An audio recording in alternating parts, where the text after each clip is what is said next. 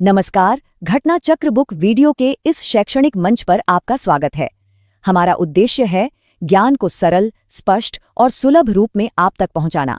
आइए आरंभ करते हैं अध्ययन और सफलता की इस यात्रा को। कभी सोचा है कि क्या दो देश जो हजारों किलोमीटर दूर हों, जिनके बीच कोई जमीनी बॉर्डर ना हो, क्या वो असल में पड़ोसी हो सकते हैं? ये सवाल ही भारत और मंगोलिया के इस बेहद अनोखे रिश्ते को समझने की पहली सीढ़ी है। हाल ही में एक बहुत अहम राजकीय यात्रा हुई है जिसने इस दोस्ती को और भी गहरा कर दिया है। तो चलिए आज इसी दिलचस्प कहानी को परत दर परत समझते हैं। इस रिश्ते को समझने के लिए ये दो शब्द बहुत जरूरी हैं। पहला है आध्यात्मिक पड़ोसी यानी स्पिरिचुअल नेबर। ये इसलिए क्योंकि दोनों देशों को बौद्ध धर्म का 1000 साल से भी पुराना धागा जोड़ता है। और दूसरा जो कि बड़ा इंटरेस्टिंग है वो है तीसरा पड़ोसी यानी थर्ड नेबर। ये मंगोलिया की फॉरेन पॉलिसी का एक कोर कॉन्सेप्ट है। सोचिए, रूस और चीन जैसे दो बहुत बड़े शक्तिशाली देशों के बीच बसे मंगोलिया के लिए भारत एक ऐसा भरोसेमंद दोस्त है जो उसे दुनिया से जुड़ने और अपनी विदेश नीति में एक बैलेंस बनाने में मदद करता है।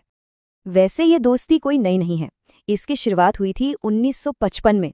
जरा सोचिए, कोल्ड वॉर का जमाना था और उस वक्त भारत सोवियत गुट के बाहर मंगोलिया के साथ डिप्लोमेटिक रिश्ते बनाने वाले पहले देशों में से एक था। ये भारत की इंडिपेंडेंट फॉरेन पॉलिसी का कितना बड़ा स्टेटमेंट था, है ना? फिर फास्ट फॉरवर्ड कीजिए 2015 में, जब ये रिश्ता एक स्ट्रेटेजिक पार्टनरशिप में बदल गया। और अब 2025 में ये यात्रा इस रिश्ते को एक बिल्कुल नए मुकाम पर ले जा रही है। अक्टूबर 2025 में मंगोलिया के राष्ट्रपति खुरेलसुख उखना की भारत यात्रा ये सिर्फ एक फॉर्मल विजिट नहीं थी। नहीं, ये एक बड़ा स्ट्रेटेजिक कदम था। आज की बदलती दुनिया में जब एक जैसी सोच वाले डेमोक्रेटिक देश अपने रिश्ते मजबूत कर रहे हैं, ये यात्रा आने वाले कल की साझेदारी के लिए एक बहुत सॉलिड स्क्रिप्ट लिखती है। और इस 70 साल के सफर को यादगार बनाने का तरीका भी खास था। दोनों देशों ने एक जॉइंट पोस्टेड स्टैम्प जारी किया। अब ये सिर्फ एक कागज का टुकड़ा नहीं है, समझिए, ये एक सिंबल है उनकी शेयर्ड हिस्ट्री का, उनके कल्चरल डाइवर्सिटी का और हाँ, डेमोक्रेसी जैसे कॉमन वैल्यूज पर टिके गहरे संबंधों का। तो सवाल ये है कि इस पार्टनरशिप में आखिर है क्या, इसके पिलर्स क्या हैं? चलिए सबसे पहले और सबसे मजबूत पिलर की बात करते हैं, डिफेंस और स्ट्रेटेजिक कोऑपरेशन। ये सिर्फ दोस्ती नहीं है, बल्कि ये एक दूसरे के हितों को समझते हुए वर्ल्ड स्टेज पर साथ खड़े होने का एक वादा है। और देखिए, इस फ्रंट पर काफी कुछ अहम हुआ है। जब मंगोलिया यूएन सिक्योरिटी काउंसिल में भारत की परमानेंट सीट को सपोर्ट करता है, तो ये सिर्फ एक बयान नहीं है, ये एक तरह से भारत के बढ़ते ग्लोबल कद पर मुहर लगाना है। और प्रैक्टिकल लेवल पर देखें तो उलानबातार में भारत का एक नया डिफेंस विंग खुल रहा है। मतलब दोनों देशों की सेनाओं के बीच अब सीधा और परमानेंट कोऑर्डिनेशन होगा। और नोमैडिक एलिफेंट जैसे मिलिट्री एक्सरसाइज तो हैं ही, जो इस सहयोग को जमीनी हकीकत में बदलते हैं। लेकिन देखिए, कोई भी मजबूत पार्टनरशिप सिर्फ डिफेंस पर तो खड़ी नहीं रह सकती। असली नींव तो इकोनॉमिक तरक्की से बनती है ना? और यहीं पर आता है इस रिश्ते का दूसरा पिलर, ठोस इकोनॉमिक कोऑपरेशन। और ऐसा सहयोग जो सिर्फ बातों में नहीं बल्कि जमीन पर दिख रहा है। ये जो रकम है 1.7 बिलियन डॉलर्स, ये अपने आप में एक पूरी कहानी कहती है। ये कोई छोटा मोटा अमाउंट नहीं है, बल्कि ये मंगोलिया के लिए अब तक की सबसे बड़ी प्रोजेक्ट फाइनेंसिंग में से एक है। इससे ये पता चलता है कि भारत मंगोलिया की ग्रोथ स्टोरी का एक सीरियस और भरोसेमंद पार्टनर बनने के लिए कितना कमिटेड है। तो इतना बड़ा इन्वेस्टमेंट जा कहाँ रहा है? ये जा रहा है एक ऐसे प्रोजेक्ट में जो मंगोलिया की तकदीर बदल सकता है। देश की पहली, जी हाँ, पहली ऑयल रिफाइनरी। जरा सोचिए, एक ऐसा देश जो अपनी जरूरत का लगभग सारा का सारा पेट्रोल डीजल इंपोर्ट करता हो, अब वो अपना तेल खुद रिफाइन करेगा। ये रिफाइनरी सिर्फ एक फैक्ट्री नहीं है, ये मंगोलिया की एनर्जी इंडिपेंडेंस का एक डिक्लेरेशन है। इससे होगा क्या? उनकी रूस और चीन पर निर्भरता कम होगी, कीमती फॉरेन एक्सचेंज बचेगा और सबसे बड़ी बात, हजारों नई नौकरियां पैदा होंगी। सही मायनों में ये मंगोलिया के लिए एक इकोनॉमिक गेम चेंजर है। और ये इकोनॉमिक पार्टनरशिप सिर्फ पैसों तक ही सीमित नहीं है, इसमें पर्यावरण की चिंता भी शामिल है।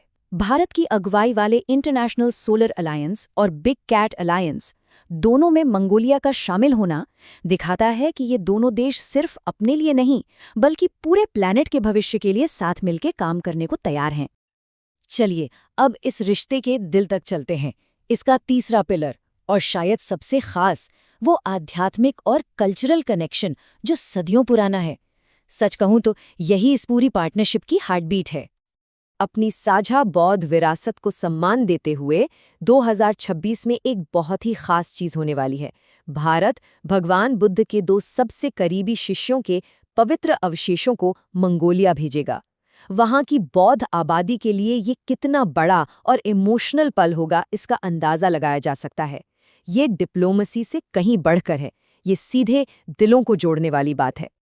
इस यात्रा का एक और खूबसूरत पल था जब दोनों नेताओं ने मिलकर एक पौधा लगाया। ये सिर्फ एक फोटो ऑप नहीं था, ये भारत के एक पेड़ माँ के नाम अभियान को मंगोलिया के 1 बिलियन ट्रीज अभियान से जोड़ता है।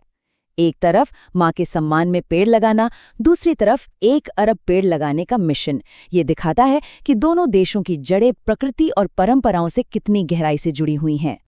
ये पार्टनरशिप सिर्फ सरकारों तक सीमित नहीं है, इसे आम लोगों तक पहुंचाया जा रहा है। कैसे? मंगोलिया के नागरिकों के लिए फ्री ई-वीजा। इसका सीधा सा मतलब है अब वहां से ज्यादा स्टूडेंट्स, टूरिस्ट्स और बिजनेसमैन आसानी से भारत आ जा सकेंगे। ये सिर्फ कागजी कार्रवाई कम करना नहीं है, ये लोगों के बीच नए पुल बनाना है। एक सच्ची पार्टनरशिप सिर्फ आज के बारे में नहीं सोचती, वो आने वाली पीढ़ियों के लिए एक मजबूत भविष्य बनाती है। और भारत मंगोलिया की दोस्ती का चौथा पिलर बिल्कुल इसी सोच पर टिका है, फ्यूचर में इन्वेस्टमेंट। और फ्यूचर में इन्वेस्टमेंट का इससे बेहतर उदाहरण क्या हो सकता है? भारत हर साल 1000 से ज्यादा मंगोलिया युवाओं को आर्टिफिशियल इंटेलिजेंस जैसी नई कटिंग एज टेक्नोलॉजीज में ट्रेनिंग देगा। मतलब उन्हें उन नौकरियों के लिए तैयार करना जो कल की दुनिया को चलाएंगी, और मंगोलिया को अपनी इकोनॉमी को सिर्फ माइनिंग से आगे ले जाने में मदद करना।